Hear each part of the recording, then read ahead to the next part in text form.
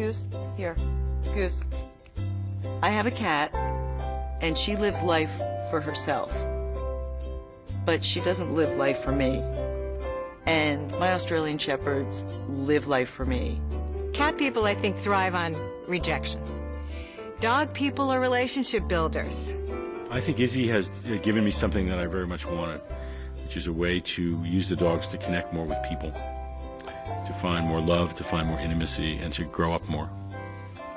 Thought I'd never be that guy, but now I'm that guy. I'm wiping butts, doing it all. Gotta find a girlfriend who likes to sleep with the dogs in the bed. I mean, I'll do anything you want, ladies, but the dog's gotta sleep in the bed. I think dog people tend to be overindulgent of their pets. I think I would give up my baby before I would give up my dogs. Yay! A dog will run up to anybody and lick him. You know, the deli guy comes over and the dog's giving him the same love he's giving me when he comes home. Whereas this cat's not talking to anybody but me. I don't necessarily always want somebody banging down my door, you know, looking to be petted. You know, I definitely get the unconditional love from Humphrey, but he's a little bit more subtle with it. Dogs are optimists and cats are kind of cynical. Cats have a staff and dogs have family. If you don't like cats, you haven't made the time to know a cat. And so I think if you open up and look through that feminine window for 15 minutes... Is that the window we need to look through? That's the window we need to look through. You don't have any trouble, especially in that shirt. Is that right? The cat is a good judge of character. There was somebody recently who was in my life, and the first time the cat saw her, he was like, dude, you know what I mean? This person is trouble. She had 2 cats when we met. And then I came into the picture. And I don't think they really liked that. You mean they didn't like you? Yeah. One reason we love dogs, we see ourselves in them. And it is ourselves.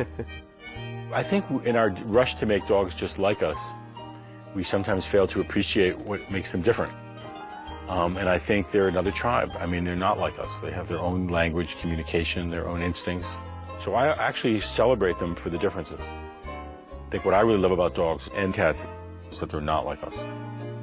Oh, yeah. She like this.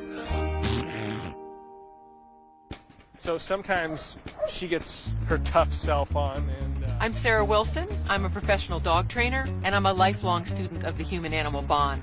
This is the best. Come on, boo-boo. Okay, here we go. Ready? Hit it! Half the fun of going to the dog run is seeing the whole rainbow of dog owners and dog combinations. How many fingers? I am a singer, teacher, actress, and now he's following in my footsteps. He's going to be a performer too, right, Tiger? Achoo! Achoo! Oh, boy. People think that your eyes are the window into your soul. It's your dog. And it's how you deal with your dog. It's how you praise your dog. It's how you interact with your dog. Come here, Pooch. Ruby's defiance and stubbornness kind of took me by surprise. Sit. Ruby. Sit. Like right now, she's kind of like, I don't want it. It's sort of a blessing in disguise in that it's pointed to things that I need to work on in my own life. What are you thinking of when you think that? Some confidence. Right, you got what you needed, maybe not what you wanted. Yeah. Through the years of being a professional dog trainer, I've seen patterns of behavior between owners and their dogs. And I've identified 9 of these patterns. And I see them all over, and you will too. We have the soulmate, the observer, the buddy, the idealist, the dynamo, the free spirit, the angel, the master, and the expert. Kathy and Ross were angel types. They want to save a dog. They don't want to control the dog. They want to heal through love. This is Jasper. Yes. He's a rescue. He has terrible separation anxiety. Okay. How does that display itself? He runs in circles and becomes hysterical if somebody tries to leave the apartment. Anybody. When you've left and you come home, what's the situation? Is he in a panic? No, he's actually sleeping. Yeah, so that's not separation. Yeah. Separation anxiety is That's fear right. when he's left alone. He will attack me, or he'll try to get between me and Kathy when we kiss. And you I try soothe and calm him down and reassure him it's okay. tell him right now that it's okay. Jasper, come here. Oh, what a good boy. It's okay. Yeah, And good now, boy. and now he thinks you praise him. Every time he aggresses at Ross, he thinks he's being praised. Ah. And he goes, well, okay, Yeah. no problem, I'll do that. He Yeah. gets right between us and goes, I dare you to go nearer. Yeah, and could anybody else on the planet get away with that? No. Dog owners that I would call angels classically have this problem. I go in and commonly see people who are not having sex because of their dogs. This happens because they're so loving with the dog that they don't tell the dog to knock it off like they would anybody else. Is this common? No. Because he's Keeps basically my head warm. mounting you. You are putting Oh, him is in he? the mounting position. Oh, not good. And you are putting a dog who aggresses at you in your own bed in the mounting position on your head. Do you think that in any way might be confusing Yeah, that's, to I'm the pretty sure dog? that's really confusing. Okay, so why don't we dismount the dog? There we go. Okay. Here's There you go. Here's the leash, yeah. Okay. Dogs are sometimes some of the longest relationships we have. They'll be with us for 12 years, 13 years. I think the average marriage now is, what, 3.5 years? Such a good boy. This is what I call the dog of my lifetime. You know, he's been my best friend. He's been my Friday night companion when I didn't want to go out or couldn't go out or didn't have anyone to go out with or whatever the situation was.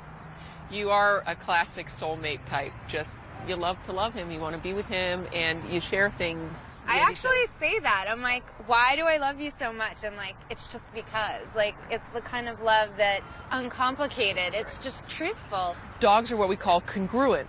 They act the way they feel, and they feel the way they act, which is one of the problems with people, right? You don't always know what's going on, but they're authentic, and you can trust that. And I just broke up with my boyfriend. It was really mean. But I said, you know, I just wish I could love you like I love Zachary. And like, I know that was really mean, but I meant it. And I couldn't. And I'm single. So, you know, it's just the way it is. Carlo is a classic buddy type. He and his dog are a unit. If you start talking about relationship too much, most buddies get a bubble over their head, like, couldn't we go outside and play ball or do something like more interesting than this?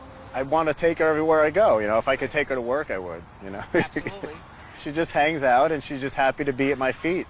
She's very low maintenance, very, very low maintenance. She might make a great personal ad. You know exactly what you need. You know, occupies yourself, not too demanding, wants to do her outdoor things. Yeah, you're making me think now that you said that. It's kind of creepy.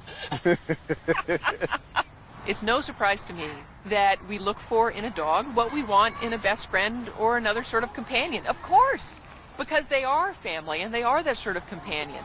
All right, calm down. With Carl and Jay, we have the master-observer combo. Tell her about the rules. Oh, well, most of the time when Good I'm dog, home man. with him alone, there aren't many rules. As soon as the gate opens and Carla comes home, that's when the rules begin. He gets affection when I want him to have affection. He has to ask to get up on the couch. Want to, like, throw the toys for him? And I say, that's enough. Well, no. He keeps dropping it on my lap and pestering me until I keep doing it. And he can do what he wants in the house, but when we go out and about, I've got the leash. That's the master's deal. They love through protection, and protection for them is control. Jay just lets Rio be a dog, and that's the observer type. Were you only or a double? How many kids did you have in your family? I have 3 natural sisters and an adopted brother and sister. I'm the oldest. And you were the responsible one? Correct. And you? And me, well, I was the middle child, so I was kind of just basically chasing butterflies all the time. See the linkages here at all? Yeah, a little bit. For years, we've been trying to get people to train their dogs, and it hasn't helped. Why? Because we're missing the point entirely. It is not about that end of the leash. It is about us. It is about our relational patterns. It is about our perspectives.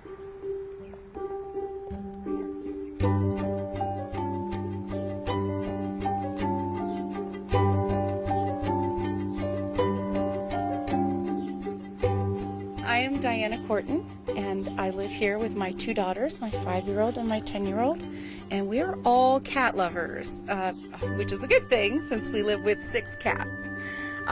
This is Little Bit. Gussie is back here hiding because she is definitely the shyest cat of the whole bunch. This is Helen. Helen is my oldest cat. She's the social pariah of my little cat colony here. The other cats really don't like her. Then here we have Henry. Henry is my dear friend.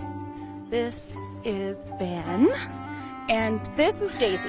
She is my problem child and the final, and I really mean the final addition to the family. So you hear that? She's very crabby.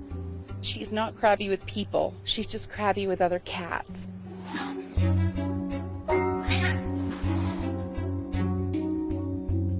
I am making a feast and for the kitties with their food. And this is a little trick I like to do, and they really like it. I pour some of the dry food in the little hole.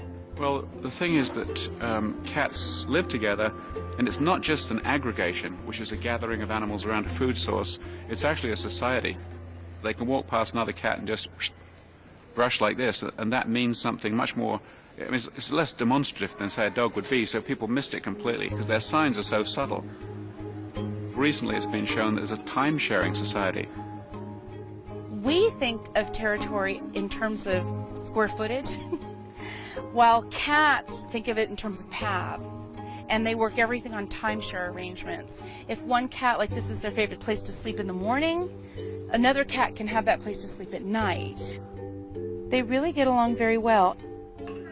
I think I came up with a better idea. Yes. I feel like the cats ask politely when they want something. You know, rather than barking at you, they come and rub against your leg when they want to be fed.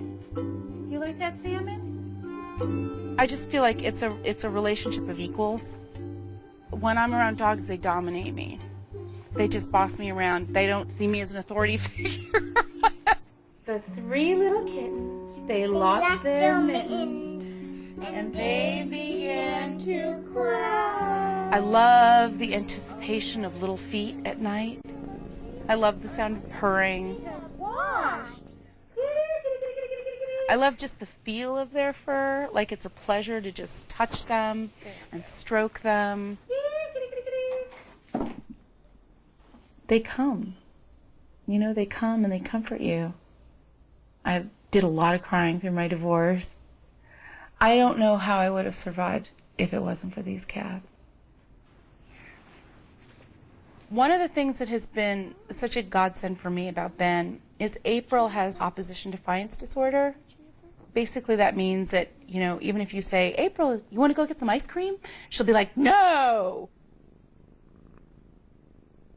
She'll get into one of her tantrums, into one of her states, and the best thing to do to calm her down is just to bring her Ben. The way that he loves her so absolutely makes me feel like this cat was made for that girl, and that girl was made for this cat.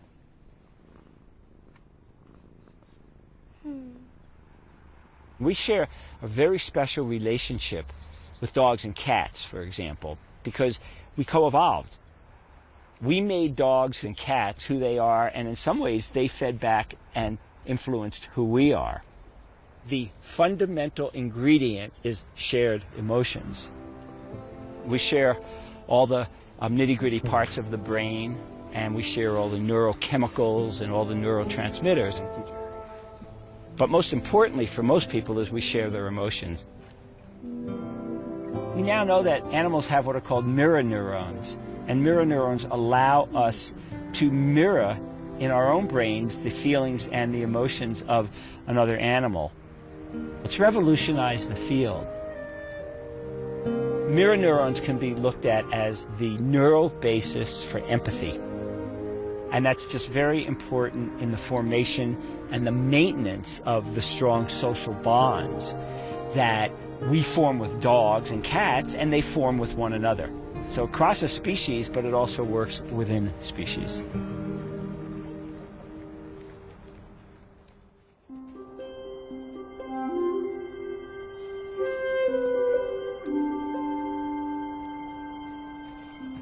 Jerry's been with us through the most important part of our lives. We got him soon after we got married, bought our first house, started a business. God, we went whole hog, and we were working every day for 12 hours a day, and Jerry was always with us because we always worked out of our home office. We used to call him the CFO, the Chief Fun Officer. Or the Canine Fun Officer. Canine Fun Officer, yeah. He would come at 4:30, 5 o'clock. He'd know what time it was. He would nudge the keyboard. We would go on hikes, and he would, run and play and swim way out in the backcountry. 5, 6 years went by where he was just the most playful, friendly part of the family.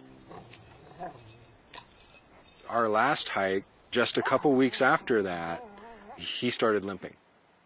And they said it was arthritis, so we put him on a drug. A couple weeks went by, took him off the drug, and he was limping worse. I pressed on his shoulder one night, I'll never forget it, and he just let out a yelp like it was bloody murder. Awful. There was a tumor about the size of a mango growing inward, so we didn't see it through his fur. Yeah, you couldn't feel it. And the doctor said, sorry to say it, but it's cancer, and we were put on the spot. Amputate, and he'll have a bit longer to live, or medicate him. If he could have a good quality of life on 3 legs, even if it was just a few months, that's all that mattered. A lot of people look at a dog with 3 legs and just think, it's terrible, why would you do that? Dogs are meant to have 4 legs. Going to the hospital.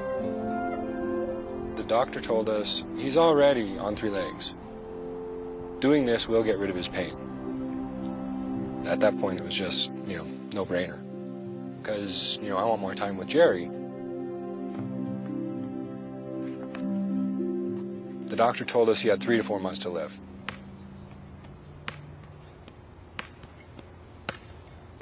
The routine that Jerry didn't like was waiting all day for us to play with him.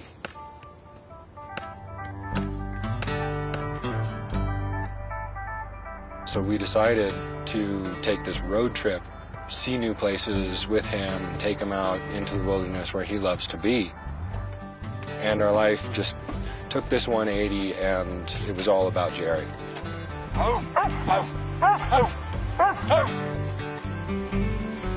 And here we are 14 months later. He just wants to play, play, play. He says, let's go. Oh, Snow, look! He got Snow! Oh my God. We decided we're not going to put him through any chemotherapy treatments. And not to do x-rays every few weeks like they said we could do to see if something's coming back. We decided it was better not to know. I figured he would let us know when he was sick. We knew the signs. He would stop eating, he would get lethargic. I want to see Jerry playing and enjoying life until that happens. And when that time comes, by all means, man.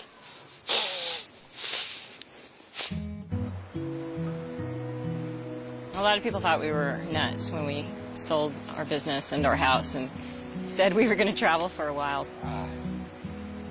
How far do you go for a dog? Where's time going, Jerry? I mean, he's not a kid. He's not a human. But he means so much to us. I can't picture our lives without him.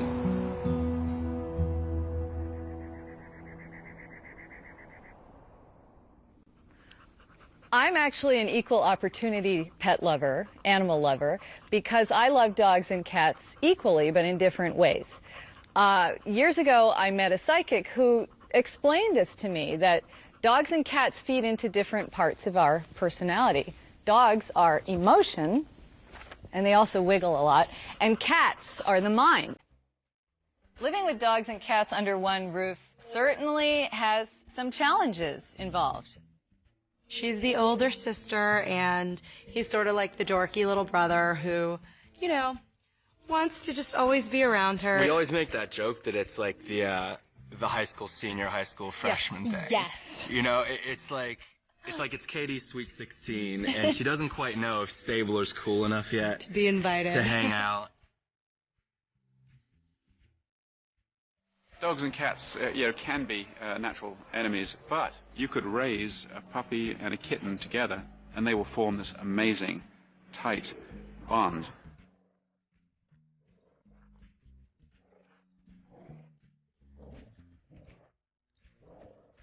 A cat between 2 weeks and 7 weeks is in a critical period of development. So if you take a cat who has been socialized to dogs, and then that cat is subsequently later in life, at 6 months, introduced to a bunch of people who happen to have dogs around, the cat goes, oh, hey, slap me for. They can still have a bad experience if one of the dogs starts chasing them. They go, wow, that's a bad one. But it's not like a class action suit against all dogs. Trouble thinks it's a dog since it's been raised with dogs. And it fetches and it tries to eat the dog food. Emily and Charlie are literally best friends in the house. I have 8 cats all together. Emily, the dog, is also like a Florence Nightingale. I mean, if I have a sick cat, she comes over and she licks their ears.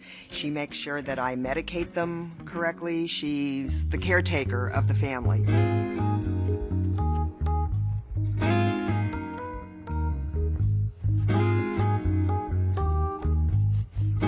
There is a phenomenon called concaviation. Dogs and cats that will cleave together in ways that are sort of almost maternal or brotherly or sisterly. So there's all these blends from chasing and toleration and reading body language to even these very close, almost romantic relationships.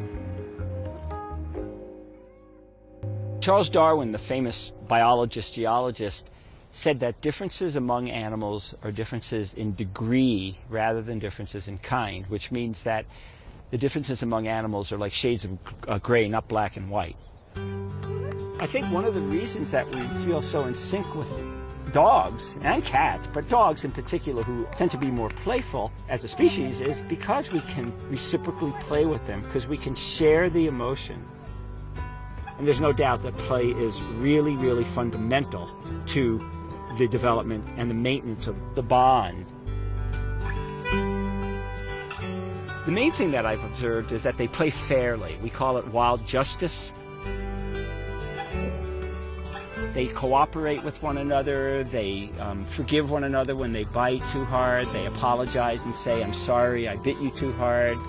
So I think it's something about the equity, the justice, the fairness, the cooperation that really attracts us to dogs and cats and other animals. Yeah.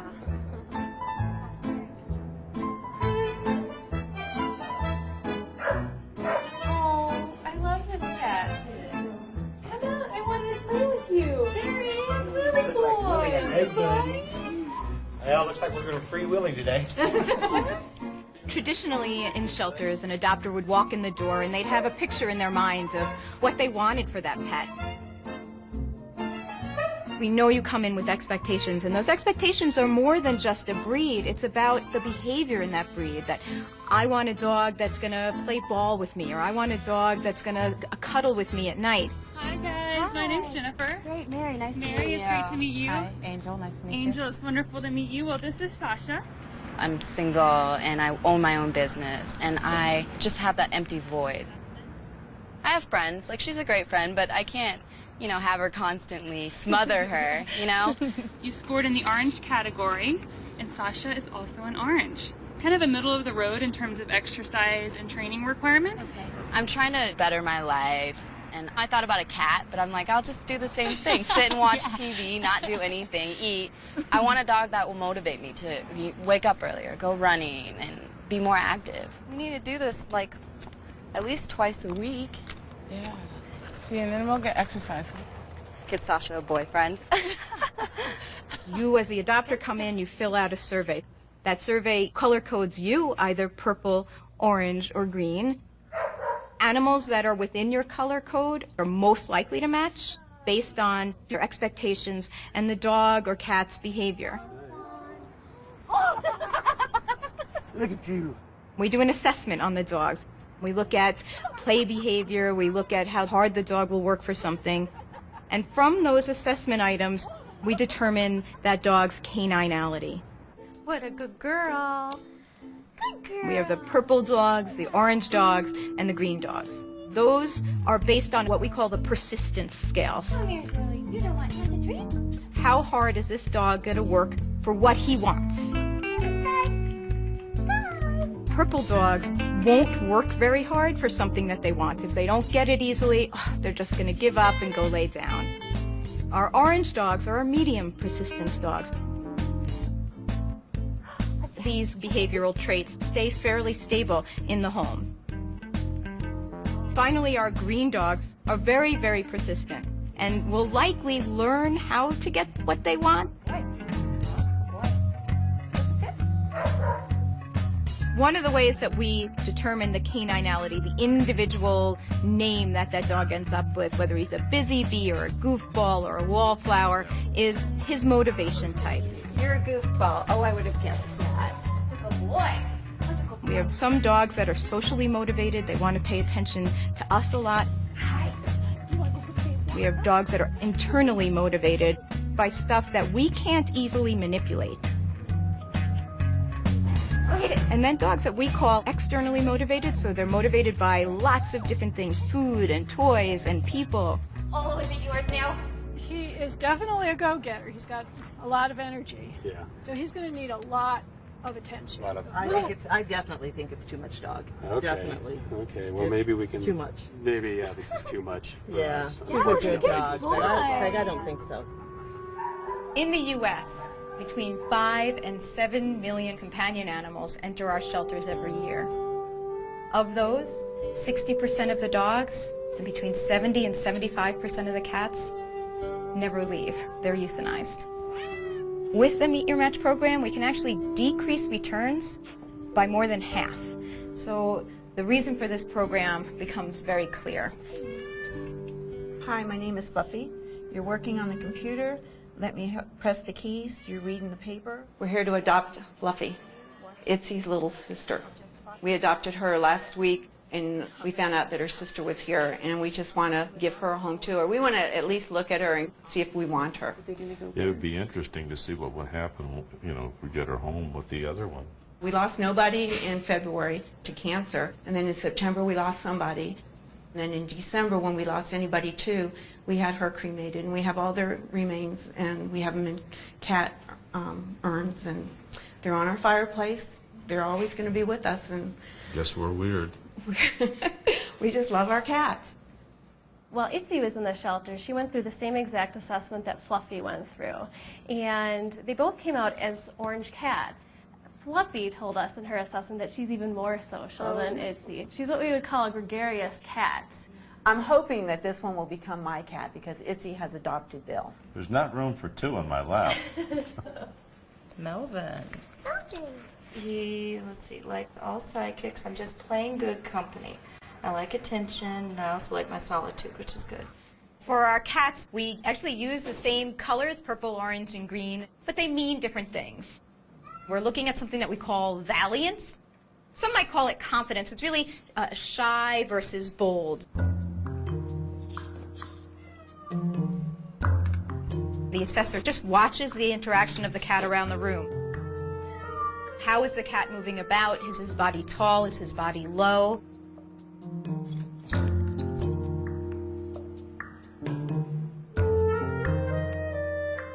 What amount of time does he spend interacting with the assessor?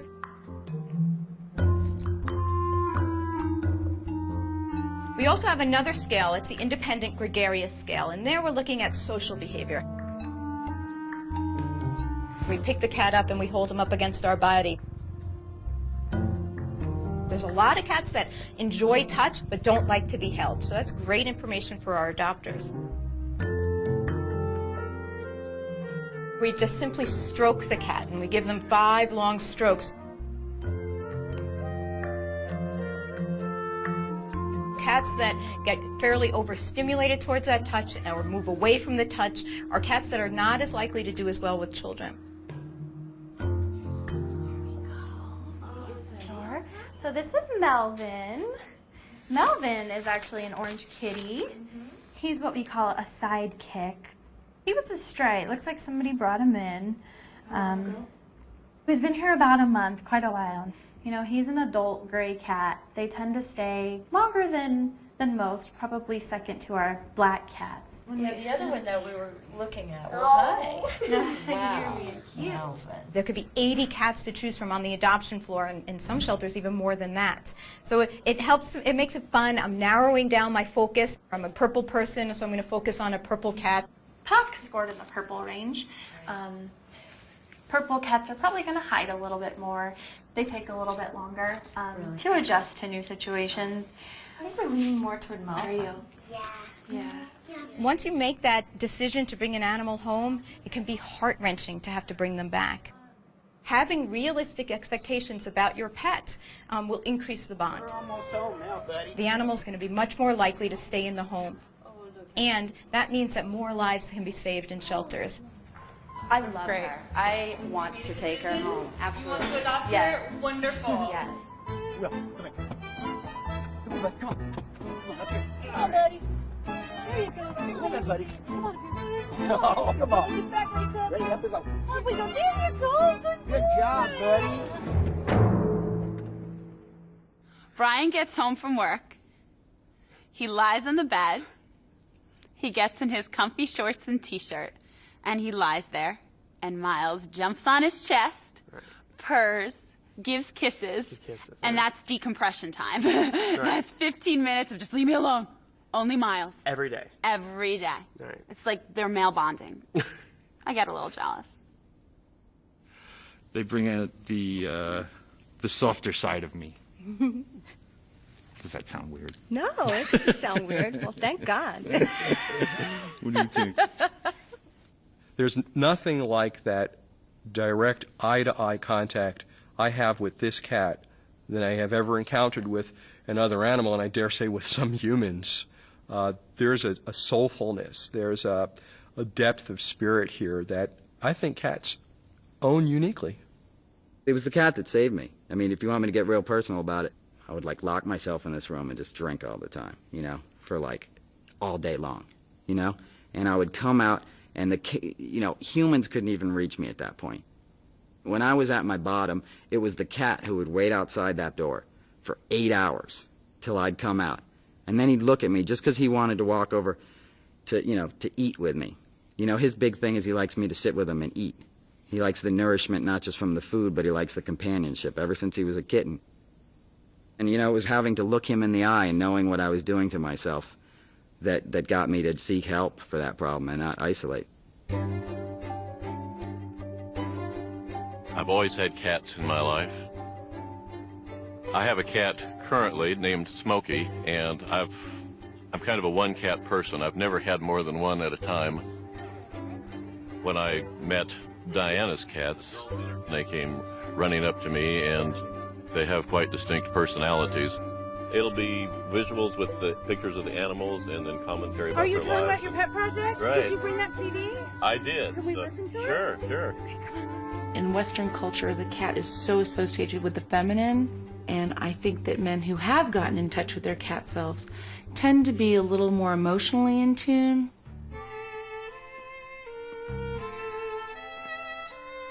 Ken is so emotionally involved with his animals that he has composed musical portraits of them.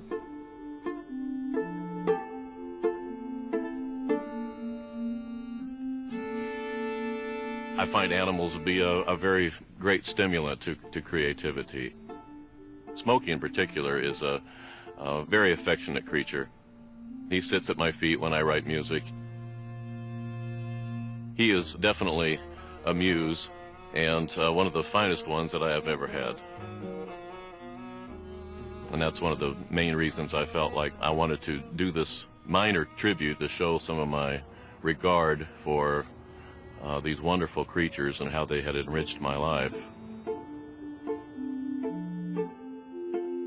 I have an old saying that if you teach a cat one new trick every month, because of the communication that's building between the cat and the owner, behavior problems eventually will melt away.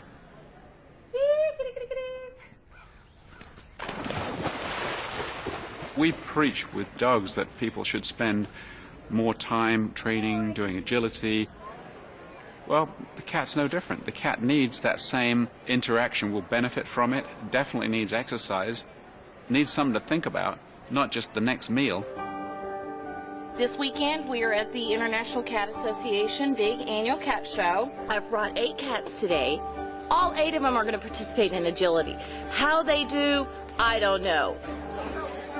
Here's the deal. See this? You go over it. Yeah, like that. This is Slick Willie. He's a little 6-month-old Cornish Rex. He's my best shot for the weekend. My parents, when they first heard I was going to do this, they said, "Oh, no, I don't think so, Shirley, you know. They're cats, they're not dogs." And I said, I really think that they have the potential. When I first started working with the cats, what really amazed me was how responsive they were. And I thought, you know, you fed your cat and played with it a little bit and went off and trained the dog. But here was a cat that when I said sit, was sitting. When I put it on a leash, was walking with me on a leash. I thought, wow, this is pretty fantastic. Everybody did that with their puppy. It was common. But nobody did it with kittens. And we found out that the more we did with the cats, the more trainable they were. People underestimate the cat. When we put a cat in a ring and people see the cats moving and see the interaction of a cat with the owner, regardless of the age of the owner, it's like an epiphany. Where have we been? How come we've been wasting so much time?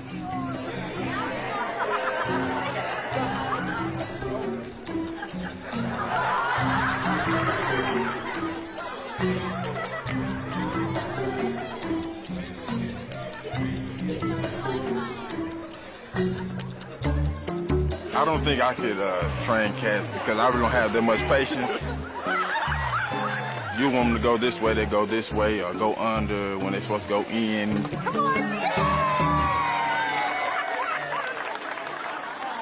A lot of people think you can't train cats. Well, that's wrong.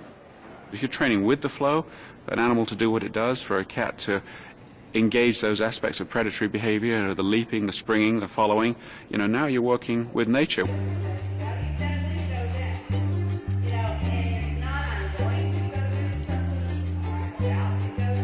Now you see how I'm making them do everything correctly? I'm not worried about any speed. It's most important to get them to do it right the first time. If I see them going off to the side, I bring them back around and come back forward for it. So see how he's just following that target stick?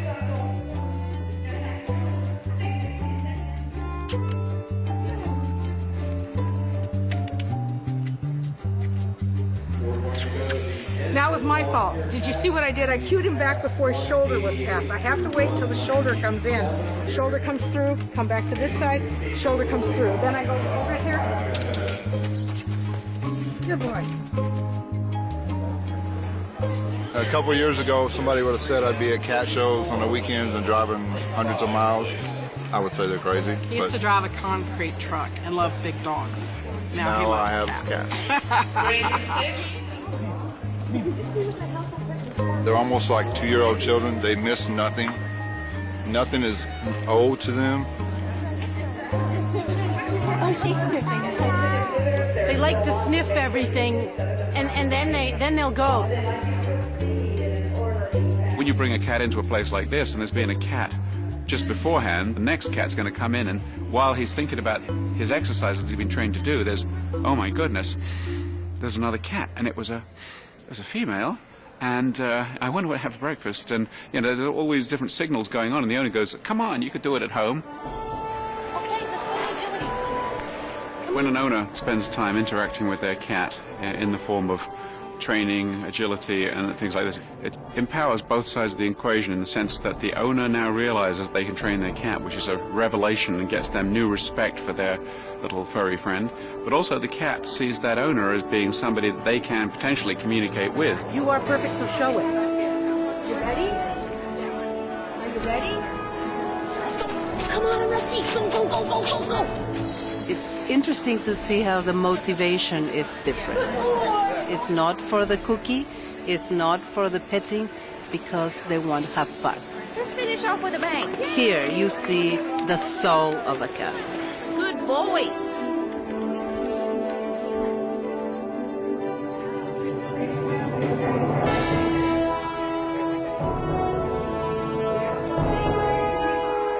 First time he went through it 19 seconds, and then he broke his record to 15 seconds. So he really done very well for a Persian, because they're usually thought of as kind of a dumb cat.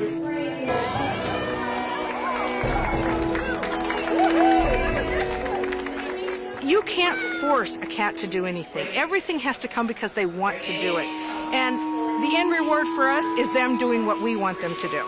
He's such a good man. He does everything with me. Whatever I want to do, he's willing to do it. He is my true other half. Now go out and find me a man, dude.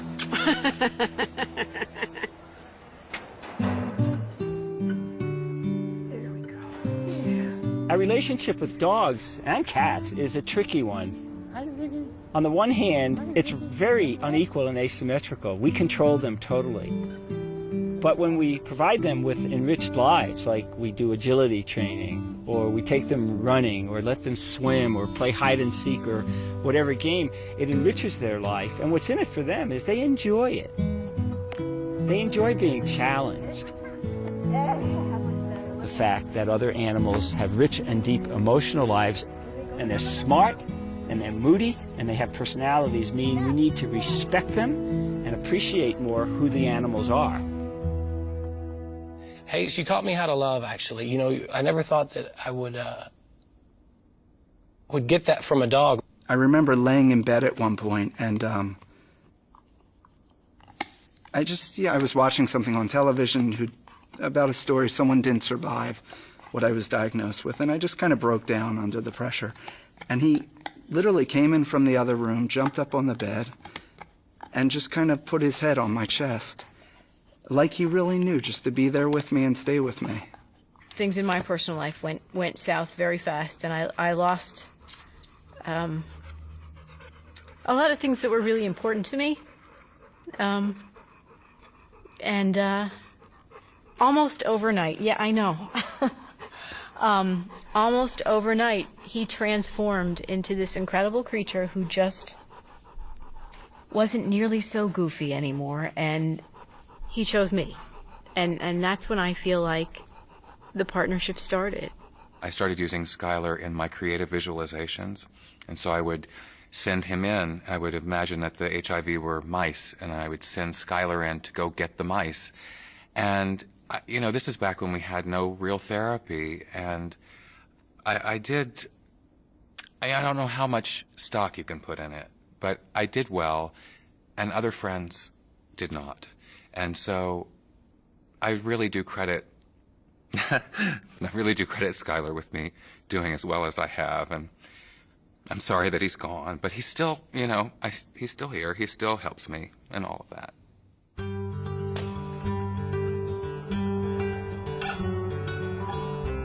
To see Jerry in his element in places like this really gives me a kick. You go, Jerry, go.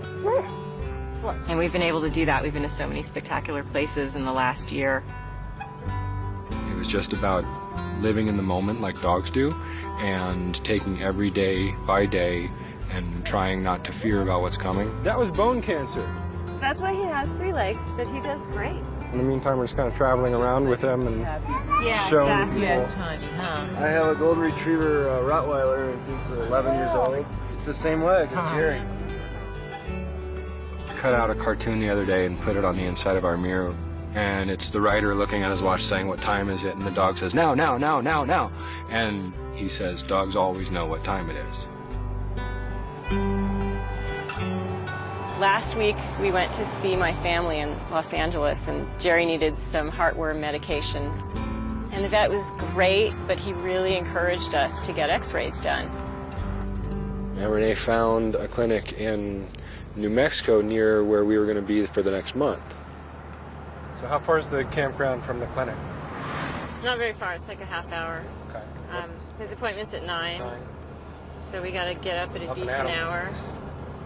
We need to be on the same page about what we're willing to do, and not do is more important. And me personally, I don't want to put him through an operation if that's I agree. operable. I don't want to go back for chemo repeated times if that's an option. Are you with me there? I'm with you. I'm with you. I want to stick by my guns and do it for him. I mean, we could go to the links and spend all the money just so we could have more time for us with him. I'd rather have more quality time for him with us. So his one remaining front leg is up here, heads up this way, and then his tail's down here, okay? And at this point, from what I can tell in these x-rays, I'm most concerned about two different spots, not just one. There's one main mass here, and then there's this additional thing, which is really hard to see. He, you know, by nature of him having tumors in his lungs right now, the average survival time is about 2.5 months, okay? And that's without any treatment. And I know that's hard to hear, without any treatment at all. Now, if we decide to go down this route, I've used this for, I would say, about 5 or 6 years now, this sort of option. I would say that a good outcome in his case would be 6 months, okay? Oh, and that's feeling good. I don't want him 6 months sick. Right. I want him 6 months feeling good, being his normal Jerry self, you know, and maybe being a little tired on walks here and there, and that's fine, you know? As she was standing there explaining our options, I just kept thinking, why? Why didn't I do this sooner? Maybe that tumor wouldn't be there. And I know it would still be there, and it would come back eventually. Going to clinics back and forth wouldn't have been worth it to me. Is there any sort of self-administered euthanasia, or is it just you need to do it right? You need someone to do that. Yeah, you need to have a veterinarian do that. But what you can do is, if you see he's starting to get worse, is that you can add in more pain medications to keep him as pain-free and as comfortable as you can. Exactly. You have such an incredible bond with him that you just need to look in his eyes, you know, and he'll let you know. He'll let you know. You ready to go? You wanna? You wanna go?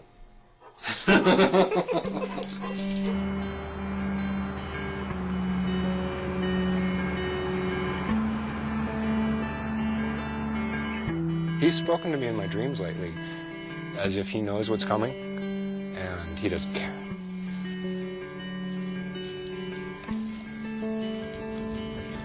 As if he's protecting us.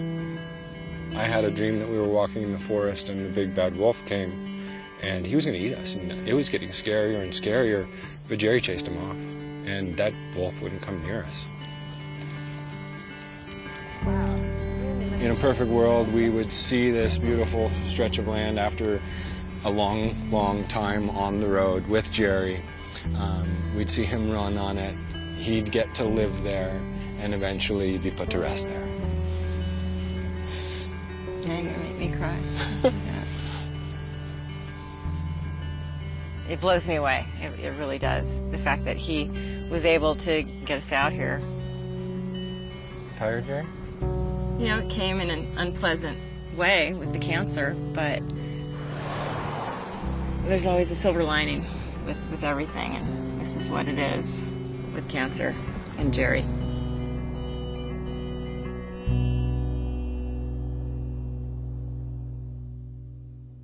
The dog has taught me to respect life. The dog sees things differently, hears things differently. It's a different world. They're wild. They're still wild. And they bring that back to us. All I know is that day in the shelter, he came and he almost sat on my head. He was like, "Hi, I'm here, and I'm going to give you another chance." Meaning me as a representative of the human race. So that is an amazing, amazing gift. He would remind me constantly of what it was that I was striving for, which was a healthy, conscious life, you know? So in that way, you know, he was a Zen teacher. Their love mends my soul when I'm ill. And when I get home from the hospital, I get well faster when I'm surrounded by them. You're under the covers and the world is horrible, but they have to be walked. So you drag yourself out of your bed, and you don't drag yourself out of your grief, but you drag yourself out of your bed and you go outside and you walk them, and they have gotten you back into the world. And they've gotten you back into a really beautiful part of the world where there's air and sun and sensations, and you come back to life. They really bring you back to life. They do.